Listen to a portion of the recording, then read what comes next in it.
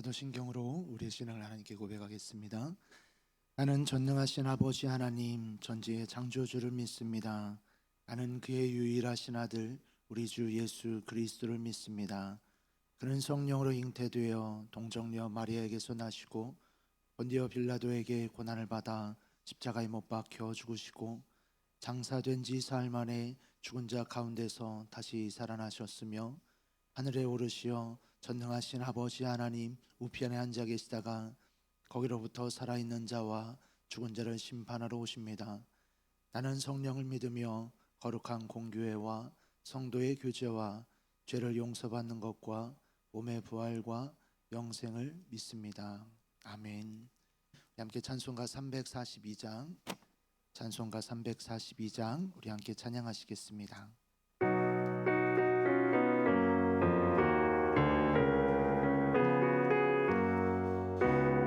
너 시험을 당해 죄 짓지 말고 너 용기를 다해 못 물리치라. 너 시험을 이겨 새 힘을 얻고 주 예수를 믿어 늘 승리하라.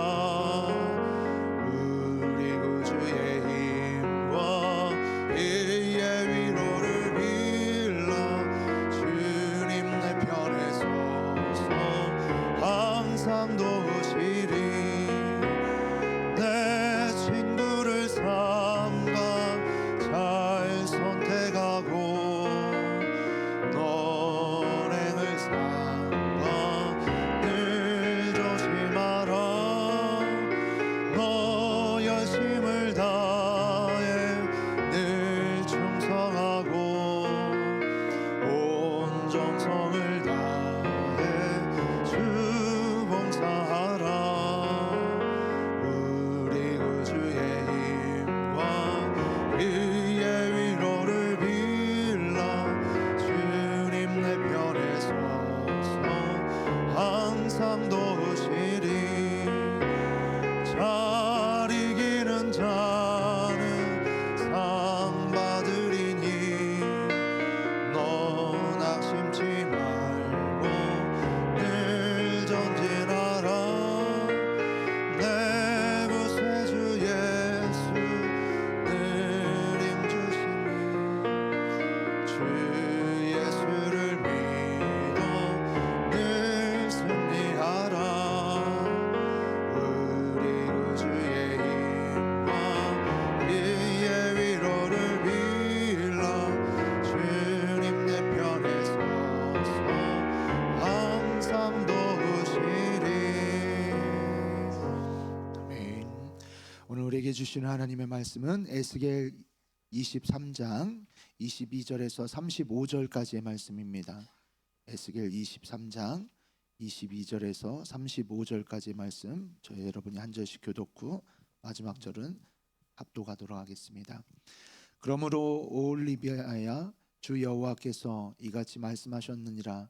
나는 내가 사랑하다가 싫어하던 자들을 충동하여 그들이 사방에서 와서 너를 치게 하리니 그들은 바벨론 사람과 갈대아 모든 무리 부곡과 소아와 고아 사람과 또 그와 함께한 모든 아수르 사람 곧 준수한 청년이며 다 고관과 감독이며 귀인과 유명한 자요 다 말타는 자들이라. 그들이 무기와 병거와 수레와 크고 작은 방패를 이끌고 투구 쓴 군대를 거느리고 치러와서 너를 애워싸리라. 내가 재판을 그들에게 맡긴즉 그들이 그들의 법대로 너를 재판하리라. 내가 너를 향하여 질투하리니 그들이 분내어 내 코와 귀를 깎아버리고 남은 자를 칼로 엎드러뜨리며 내 자녀를 빼앗고 그 남은 자를 불에 사르며 또 내 옷을 벗기며 내 장식품을 빼앗을지라. 이와 같이 내가 내 음란과 애굽 땅에서부터 행음하던 것을 그치게 하여 너로 그들을 향하여 눈을 들지도 못하게 하며 다시는 애굽을 기억하지도 못하게 하리라. 주 여호와께서 이같이 말씀하셨느니라. 나는 내가 미워하는 자와 내 마음에 싫어하는 자의 손에 너를 붙이리니 그들이 미워하는 마음으로 내게 행하여 내 모든 수고한 것을 빼앗고 너를 벌거벗은 몸으로 두어서 내 음행에 벗은 몸 곧 내 음란하며 행음하던 것을 드러낼 것이라. 내가 이같이 당할 것은 내가 음란하게 이방을 따르고 그 우상들로 더럽혔기 때문이로다. 내가 내 형의 길로 행하였은즉 내가 그의 잔을 내 손에 주리라. 주 여호와께서 이같이 말씀하셨느니라. 깊고 크고 가득히 담긴 내 형의 잔을 내가 마시고 코웃음과 조롱을 당하리라. 내가 내 형 사마리아의 잔 곧 놀람과 패망의 잔에 넘치게 취하고 근심할지라. 내가 그 잔을 다 기울여 마시고 그 깨어진 조각을 씹으며 내 유방을 꼬집을 것을 내가 이렇게 말하였음이라. 주 여호와의 말씀이니라. 그러므로 주 여호와께서 이같이 말씀하셨느니라. 내가 나를 잊었고 또 나를 내 등 뒤에 버렸은즉 너는 내 음란과 내 음행의 죄를 담당할지니라 하시니라. 아멘. 기도하겠습니다. 좋으신 아버지 하나님, 은혜를 감사합니다. 지난 간밤에도 저희들을 주님 품 안에서 편히 쉬게 해주시고 또 이 새벽에도 저희들을 주 앞에 불러주심을 감사합니다. 오늘도 저희들에게 새날 주시고 또 생명 주시고 건강 주셨는데 이 한 날도 주님과 더불어 동행하게 하시고 주를 기쁘시게 하는 한 날 되게 하여 주옵소서. 이 새벽에도 주님을 사모합니다. 말씀과 기도 가운데 저희들을 만나 주시며 주의 성령으로 충만케 하여 주옵소서. 기도의 영을 부어 주시고 마땅히 간구할 것들로 기도할 수 있게 하여 주옵소서. 주님께 1000번째 예물을 드립니다. 믿음으로 또 순종으로 감사함으로 드린 예물을 주님이 기뻐 받으시며 약속하신 하늘의 복과 땅의 복으로 충만하게 채워 주옵소서. 주의 은혜로 종의 가정들을 형통케 해주시며 그 자녀들을 축복하여 주옵소서. 예수님의 이름으로 축복하며 기도하옵나이다. 아멘. 이 새벽에도 주의 은혜와 축복이 함께 하시기를 축원합니다. 이제 계속해서 이제 하느님께서 이제 그 남유다에 대한 심판에 대한 얘기를 하십니다. 이제 오홀리바와 오홀리라는 이제 두 자매의 비유를 통해서 이제 얘기를 하시는 겁니다. 이제 어제 우리가 21절까지 본 거는 이제 그들이 우상 숭배하고 있는 것에 대한 얘기를 했고요. 오늘 보는 말씀에는 하나님께서 거기에 대한 심판의 메시지를 이렇게 하는 것입니다. 그래서 22절에 보면은 그러므로 이렇게 시작하죠. 거듭거듭해서 하나님을 떠나서 우상 숭배를 함으로 그런 겁니다. 그들이 우상 숭배를 함으로 하나님께서 오홀리바야, 오홀리바는 남유다를 예루살렘 남유다를 말하는 거죠. 오홀리바야 주 여호와께서 이와 같이 말씀하셨느니라. 그러면서 이제 심판의 메시지가 35절까지 진행이 됩니다. 그런데 이제 요 심판의 메시지의 특징이 뭐냐하면 이제 지금 이제 바람난 여인에 대한 비유를 하잖아요. 이 오홀리바가 그런데 자기가 바람난 그 남자한테 배신을 당하는 그런 모양으로 지금 이거를 합니다. 그러니까 이들이 하나님 대신에 의지했던 아수르, 하나님 대신에 의지했던 바벨론 거기로부터 거꾸로 배신을 당하는 거예요.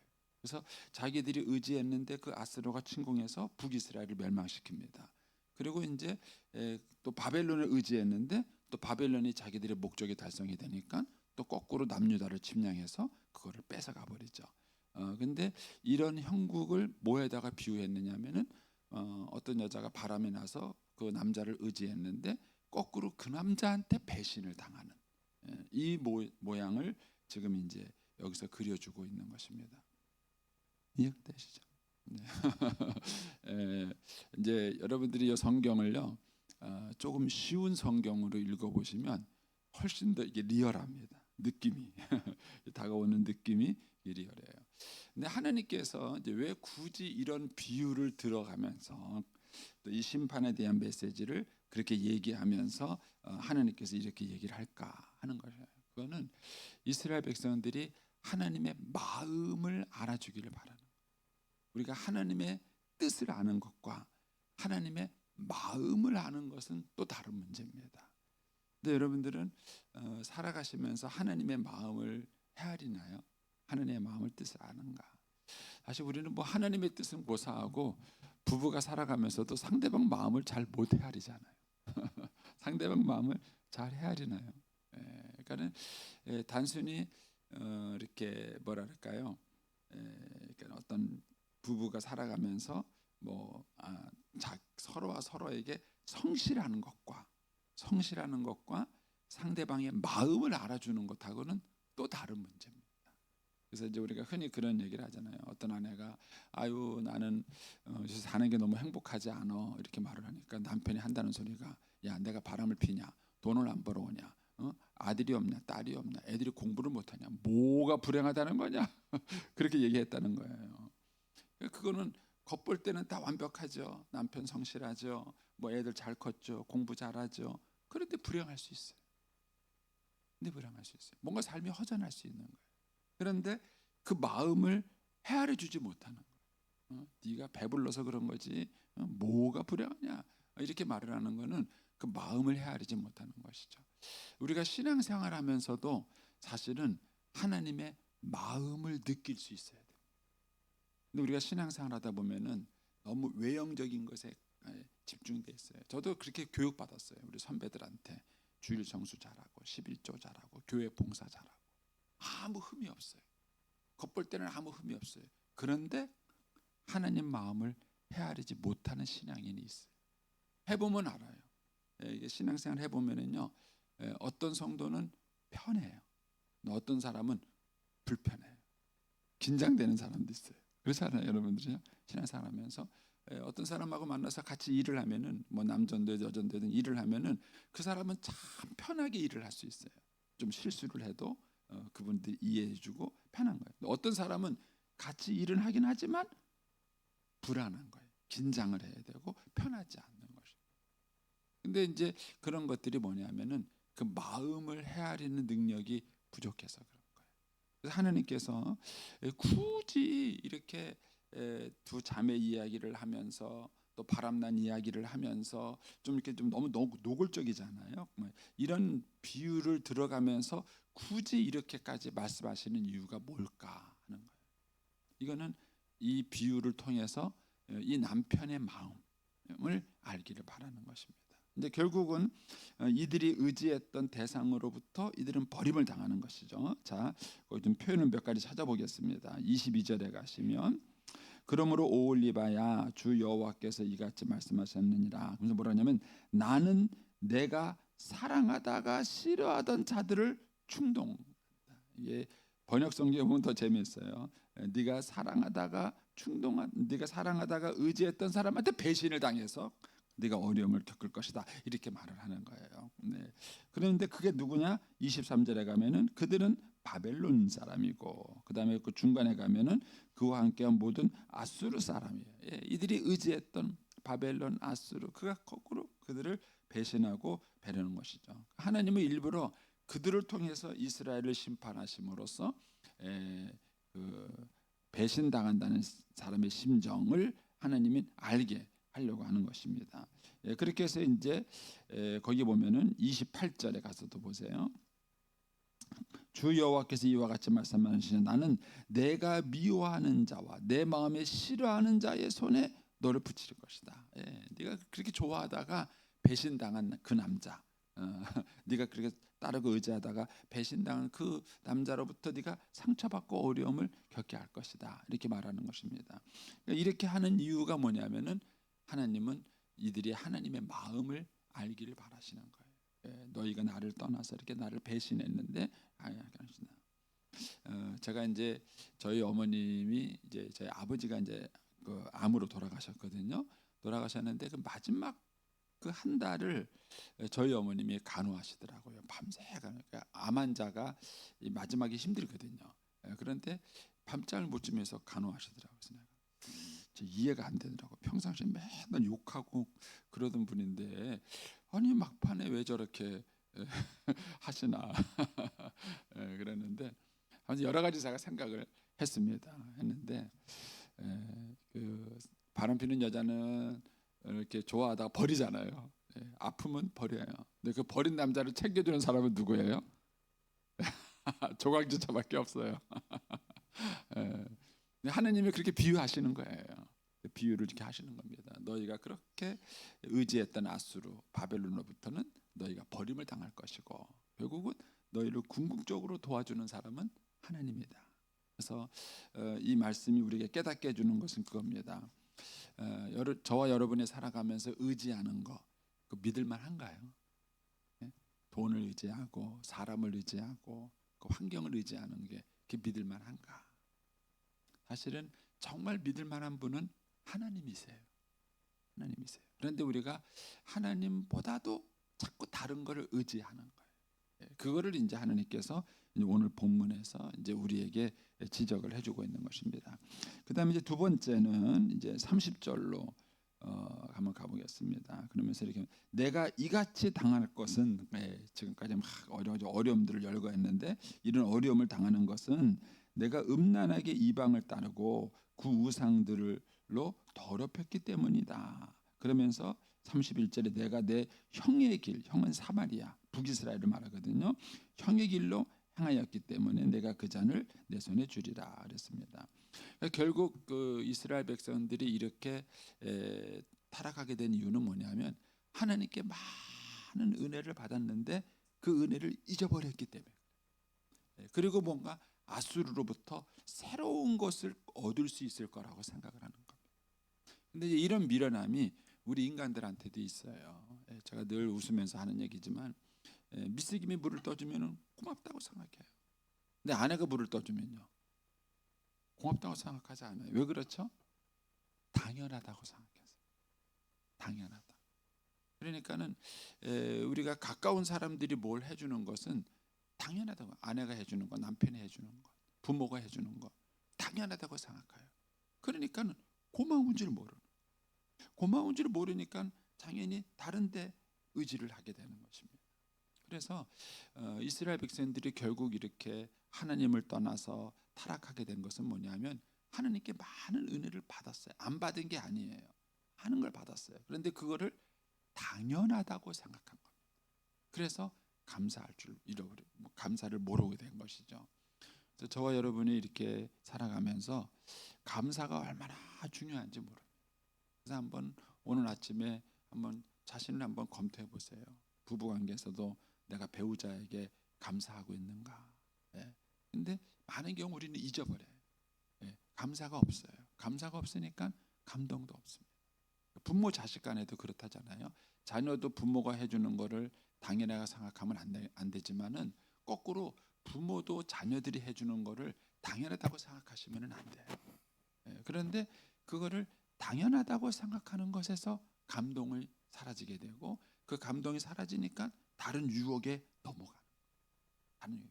그리고 이제 이스라엘 백성들이 여기까지 타락하게 된 것은 그들이 하나님께 받은 많은 은혜가 있었지만 그 은혜에 대한 감사를 잊어버리고 당연하다고 생각한 데서 그들이 눈을 다른 데 돌리게 된 것입니다. 자, 35절로 한번 가보겠습니다. 거기 보면은 그러므로 주 여호와께서 이같이 말씀하셨느니라 내가 나를 잊었고 또 나를 내 등 뒤에 버렸은즉 이러면 안 되죠. 이러면 절대 안 됩니다. 부부가 살아가면서 상대방을 잊으면 안 돼요. 상대방이 나를 위해서 해준 그 수고와 고마움을 잊으면 안 돼요. 거기다가 더 나아가서 버리면 안 돼요. 배신 때리면 안 돼요. 부부가 살아가면서 배신. 그런데 제가 목회하면서 보면은요 많은 경우가 여기에 해당이 돼요. 상대방이 해준 것 잊어버려요. 그리고 배신해요. 그래서 제가 이제 결혼 예비 교육을 시킬 때 그런 얘기를 해요. 여자가 결혼해서 애를 낳으면은 최소한 10년은 묶일 수밖에 없습니다. 아이를 낳아서 그 아이를 이렇게 기르면서 하기는 10년은 묶일 수밖에 없어요. 그러면은 10년 동안 경력 단절이 일어나는 거예요. 사회로부터 경력 단절. 그러면은 어려워지는 거예요. 저도 제 아내가 결혼하기 전에는 되게 똑똑했어요. 그런데 애 셋 낳고 키우고 난 다음에 보니까 어느 날 여자가 바보가 되는 그럴 수밖에 없죠. 애 셋 데리고 어딜 가요? 맨날 그 애 셋만 데리고 꾸적꾸적 하고 보니까 세상 돌아가는 거 모르고 세상이 어떻게 바뀌는지 알 수가 없죠. 그럴 때 그렇게 됐을 때 남편이 그 아내를 배신하면 지금 우리 사회에서 여성들이 애를 낳지 않고 사회생활을 멈추지 않으려고 하는 그 배경 중에 일부가 이런 게 있는 거예요. 너무 많은 배신을 당한 거예요. 예, 그러니까는 내 인생 내가 챙겨야지 누가 날 챙겨주겠냐, 이런 마음이 있는 거예요. 그래서 남편들은 절대로 그 아내를 배신하면 안 됩니다. 그리고 그렇게 해서 어려워진 그 아내가 이제 육아가 끝나고 다시 사회를 나오려고 했을 때 그 사회에 나올 수 있도록 남편이 적극적으로 도와야 돼요. 근데 많은 남편이 요때 바람을 피워요. 못된 놈들이죠. 예, 예, 그래서 절대로 배신이 있으면 안 되는 거예요. 예, 근데 이제 이게 있는 것이죠. 그래서 이 35절 이 표현이 참 좋아요. 예, 내가 나를 잊었고, 예, 그동안 하나님이 얼마나 많은 은혜를 베풀어 줬어요. 그걸 잊어버렸고, 그 다음에 나를 내 등 뒤에 버렸다, 배신한 거죠. 하나님의 사랑에 대한 배신인 거죠. 그러니까 얼마나 하나님이 분노하셨겠는가, 얼마나 하나님께서 속이 상하셨겠는가, 그거를 이제 하나님이 느끼라고 지금 이렇게 비유적으로 얘기를 하신 것입니다. 그러면서 너는 내 음란과 내 음행의 죄를 담당할지라. 이 음란과 음행이라는 표현 속에는 바로 이 잊어버림과 배신이라는 이런 하나님의 마음이 여기에 담겨져 있는 것입니다. 그러면서 이제 그 위로 올라가셔서 32절에 보면은 주 여호와께서 이같이 말씀하셨느니라. 깊고 크고 가득히 잠긴 내 형의 잔. 여기서 말하는 형은 바로 북이스라엘 사마리아를 말하는 거죠. 내 형의 잔을 마시고 코웃음과 조롱을 당하리라. 33절 내가 내 형 사마리아의 잔. 여기서 말하는 잔은 진노의 잔이에요. 심판의 잔입니다. 그러니까는 이 남유다는 북이스라엘이 망하는 것을 보면서 하나도 안 배운 거예요. 하나님은 그걸 보고 배우기를 원했는데 배우지 않은 거예요. 그래서 결국은 형의 마신 잔을 자기도 그대로 마시고 그보다 더한 것을 마시게 될 것이다. 이게 이제 하나님의 말씀인 겁니다. 그래서 신앙생활을 이렇게 하시다 보면은 다른 분들이 실수하고 잘못하는 거 볼 때 있어요. 여러분 그때 비난하시면 안 됩니다. 그거를 거울 삼아 나를 비춰봐야 돼요. 왜냐하면 그 사람에게 일어난 일이라면 나에게도 일어날 수 있는. 제가 이제 나이가 드니까 달라진 게 그거예요. 제가 예전에는 선배들이 좀 이렇게 좀 뭐랄까 믿음으로 좀 하지 않으신 분들 보면은 많이 비판해. 왜 저렇게 하실까? 그러셨거든요. 나이가 드니까 이해가 되는 부분이 많아지는 거예요. 그래서 제가 우리 젊은 목사님들한테 그래요. 그 나이 먹기 전에 욕하지 마. 네가 그 나이가 돼서 살아보기 전에는 선배들 함부로 판단하고 욕하지 마라. 이게 참 쉽지가 않은 거예요. 그래서 우리가 다른 사람이 실수하고 넘어지는 모습을 봤을 때 그거 비난하고 정죄하기보다도 그거를 거울 삼아 자기를 비춰봐야 돼요. 혹시 나에게는 저런 점이 없는 거예요. 왜냐하면 그 사람이 실수한 거라면 나도 실수할 수 있는 거예요. 이것이 인간의 모습입니다. 근데 이 남유다가 안타까운 것은 북이스라엘이 멸망하는 것을 다 지켜보면서도 하나도 교훈을 받지 못했다는 거예요. 결국은 똑같은 그 심판을 그들이 받게 되는 것입니다. 그 얘기를 오늘 주님께서 말씀하십니다. 저와 여러분이 오늘 한날을 살아가면서도 하나님의 마음을 또 잘 헤아릴 수 있게 되길 바라고요. 또 하나님이 주시는 그런 지혜를 우리가 얻을 수 있는 한날이 되기를 축복합니다. 기도하겠습니다. 오늘